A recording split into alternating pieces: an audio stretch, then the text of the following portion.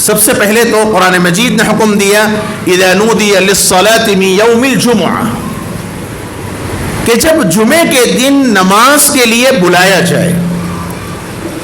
سب کو معلوم ہے کہ اذان دو ہوتی ہے، ایک اذان وہ ہے جو وقت شروع ہونے کے بعد دی جاتی ہے، اور ایک اذان وہ ہے جو خطیب کے منبر پر چڑھنے کے بعد خطیب کے سامنے دی جاتی ہے۔ کون سی اذان مراد ہے؟ پہلے تو یہ ذہن میں رکھنا چاہیے کہ اللہ کے نبی صلی اللہ علیہ وسلم کے زمانے میں صرف ایک اذان تھی، یعنی حضور جب منبر پر تشریف لاتے تو اس کے بعد حضور خطبے پہ منبر پر چڑھ کر سلام فرماتے، پھر حضور بیٹھتے اور اس کے بعد اذان ہوتی۔ یہ ایک طریقہ ہے، اور ایک طریقہ یہ بھی ہے روایات سے کہ حضور صرف منبر پر چڑھ جاتے، سلام نہیں فرماتے۔ دونوں طریقے روایات سے ثابت ہیں، اسی لیے اختلاف ہوا ائمہ کے درمیان۔ سیدنا حضرت امام شافعی رحمۃ اللہ علیہ کے مسلک میں، حنابلہ کے مسلک میں، مالکیہ کے مسلک میں خطیب کے لیے مستحب یہ ہے کہ وہ منبر پر چڑھ کر سلام کرے۔ انہوں نے اس روایت پر عمل کیا جس میں حضور کے سلام کا ذکر آیا، اور احناف نے اس روایت کو اختیار کیا جس میں اللہ کے نبی صلی اللہ علیہ وسلم حجرے سے نکل کر سیدھا منبر پر گئے اور حضور نے سلام نہیں فرمایا۔ احناف نے اس روایت پر عمل کیا۔ دونوں طریقے روایات سے ثابت ہیں۔ اللہ کے نبی کے زمانے میں صرف ایک اذان ہوتی تھی، حضرت ابوبکر صدیق رضی اللہ عنہ کے زمانے میں ایک اذان ہوتی تھی، حضرت عمر رضی اللہ عنہ کے زمانے میں ایک اذان ہوتی تھی، یہاں تک ایک ہی اذان ہوتی تھی۔ لیکن جب حضرت عثمان کی خلافت کا دور آیا اور مدینہ المنورہ کی آبادی بہت دور تک پھیل گئی اور لوگ جوق در جوق دور دور سے مسجد نبوی میں آ کر نماز ادا کرتے تھے، چونکہ مسجدیں اور زیادہ بن گئی تھی۔ حضور کے زمانے میں اکثر لوگ ساری نمازیں مسجد نبوی میں پڑھتے تھے، لیکن جب دور ہوا، نبوت کا زمانہ دور ہوا، مدینہ المنورہ کی آبادی دور تک پھیل گئی، بزنس اور کاروبار اور مارکیٹ دور دور تک پھیل گئی، تو اس کا نتیجہ یہ ہوا، جیسے میں ایک اندازہ صرف آپ کو بتلاؤں کہ مسجد نبوی کے متصل جو حضرات مدینہ المنورہ گئے ہیں وہ جانتے ہیں، مسجد نبوی کے صحن سے متصل اس وقت غرقد ہے، جنت البقیع ہے، بالکل قریب، یعنی صحن وہاں تک نماز ہوتی ہے، اس کے تھوڑی دیر کے بعد مسجد جنت البقیع ہے۔ اور حضور کے زمانے میں جنت البقیع مدینہ المنورہ کا آخری بارڈر تھا، سب سے آخری حصہ۔ آپ خود اس سے اندازہ کر سکتے ہیں، بلکہ اس وقت تاریخ کا یہ کہنا ہے کہ مسجد نبوی کا جو اندر کا صحن ہے، جو حضرات مسجد نبوی گئے ہیں وہ سمجھ سکتے ہیں، اللہ ہم سب کو مسجد نبوی پہنچائے۔ مسجد نبوی کا اندرونی جو حصہ ہے، یعنی قدیم حصہ، اللہ کے نبی صلی اللہ علیہ وسلم کے زمانے میں پورا مدینہ اتنا ہی تھا، پورا مدینہ اتنا ہی تھا، جو اس وقت پرانا مسجد نبوی کا حصہ ہے۔ اس سے آپ اندازہ کر سکتے ہیں۔ تو حضرت صدیق اکبر، حضرت عمر فاروق رضی اللہ عنہ کے زمانے تک تو صرف ایک ہی اذان ہوتی تھی، لیکن حضرت عثمان کے زمانے میں رضی اللہ عنہ جب بہت دور تک مدینہ کی آبادی پھیل گئی اور لوگ بہت دور دور تک کاروبار کرنے لگے، اور وقت شروع ہونے کے بعد جب اذان منبر پر دی جانے لگی اور لوگ نماز کو نہیں آنے لگے، تو حضرت عثمان رضی اللہ عنہ نے صحابہ سے مشورہ کیا کہ اس سلسلے میں کیا کرنا چاہیے۔ تو تمام صحابہ کے ایک صحابی کا بھی اختلاف نہیں ہے اس سلسلے میں، تمام صحابہ کے مشورے سے یہ بات طے ہوئی کہ وقت شروع ہوتے ہی ایک اذان دی جائے، اور یہ اذان اطلاع کی ہو۔ صحابہ کا کسی مسئلے پر اجماع، صحابہ کا کسی مسئلے پر اتفاق، یہ ساروں کے واسطے دلیل ہے، حجت ہے۔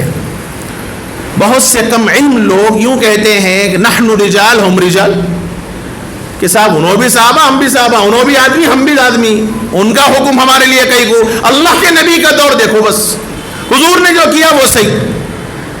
صحابہ بھی حضور کے خلاف نہیں جاتے تھے، اور صحابہ کا مزاج تو ایسا تھا کہ منشے نبی کے خلاف ہو جائے صحابہ برداشت نہیں کر سکتے تھے، اور ایک غیر معاملے پہ، غیر شرعی چیز پر، خلاف شرع چیز پر تمام صحابہ کا اتفاق ہو جائے ناممکن ہے۔ اس لیے صحابہ معیار حق ہیں۔ اللہ کے نبی صلی اللہ علیہ وآلہ وسلم نے صحابہ کے متعلق فرمایا، قرآن نے کہا رضی اللہ عنہم ورضوا عنہ، اور اعلان کر دیا گیا علیکم بسنتی وسنت الخلفاء الراشدین المہدیین عضوا علیہا بالنواجذ او کما قال علیہ الصلوۃ والسلام. فرمایا کہ دیکھو میرے صحابہ اور خاص طور پر خلفاء اربعہ کے متعلق فرمایا کہ وہ ایسے ہیں جن کے پیچھے ہدایت لگی ہوئی ہے.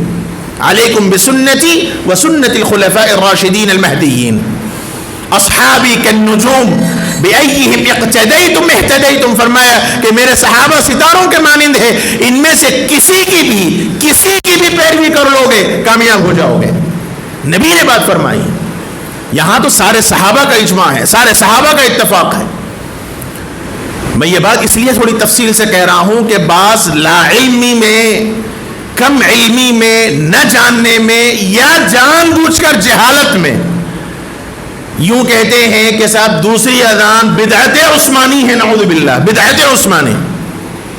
بدعت کل بدعت ضلالہ وکل ضلالۃ فی النار. بدعت گمراہی ہے اور گمراہی جہنم میں لے جانے والی ہے. حضرت عثمان کی بدعت اگر کوئی کہے گا تو اس کا مطلب یہ ہوا کہ حضرت عثمان نعوذ باللہ جہنمی ہے, کیونکہ حضرت عثمان نے بدعت ایجاد کی اور حضرت عثمان نے ایجاد کی اور سارے صحابہ نے اس پر اتفاق کیا. مطلب یہ ہوا کہ سارے صحابہ جنہوں نے اتفاق کیا سب نعوذ باللہ جہنم میں جانے والے ہیں.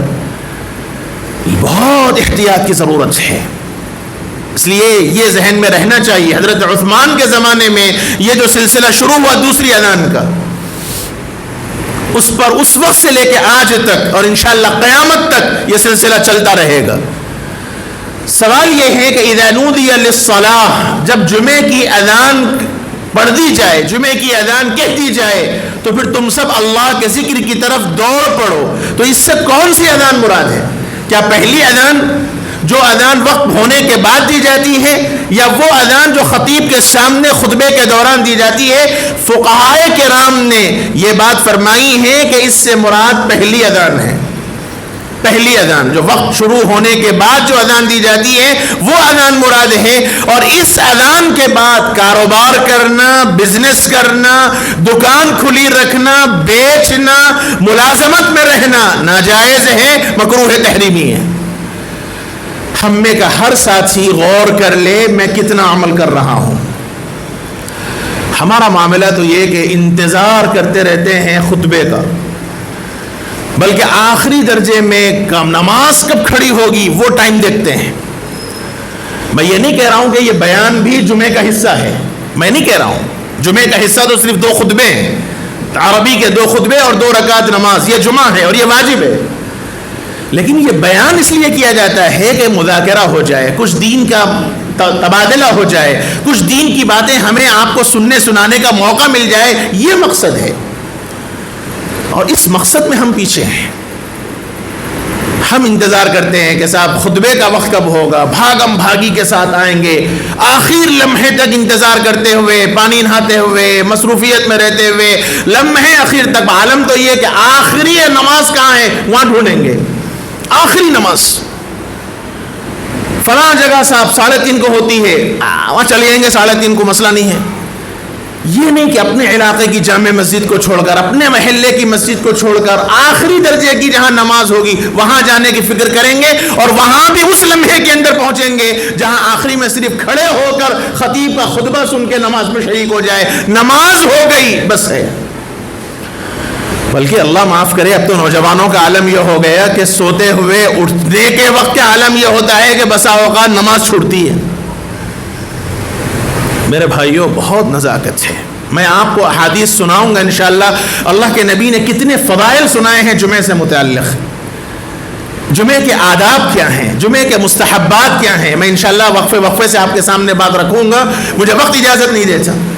بس آج کی بات یہ ہے کہ اہتمام کیجئے یہاں سے, چونکہ بات جب ہمارے سامنے آ گئی, قرآن اور حدیث کی روشنی میں بات آ گئی, تو اب ہمیں عمل کرنا چاہیے. پہلی اذان جو بھی آپ کے محلے کی مسجد یا جہاں آپ نماز پڑھتے ہیں وہاں کا اعتبار. ہو سکتا ہے کہ آپ جیسے یہاں ہی ہیں, بہت سے لوگ ماشاءاللہ مجھے معلوم ہے کہ کہیں رہتے اور ہیں لیکن جمعے کے واسطے خاص طور پر یہاں آتے ہیں. تو آپ جس مسجد میں نماز پڑھنا چاہتے ہیں اس مسجد کی پہلی اذان, اس وقت کو ٹارگٹ کر کے آپ اس سے پہلے فارغ ہو جائیں. اور مجھے بھی اس کا احساس ہے، میں آپ کو حق ہے اعتراض کرنے کا، اور مجھے بھی اس کا احساس ہے کہ وقت پہ ختم ہونا چاہیے، لیکن مسئلہ وہی ہے کہ کہوں تو کیا کہوں اور کروں تو کیا کروں، چاہ کر بھی میں اپنے آپ کو قابو میں نہیں رکھ پاتا۔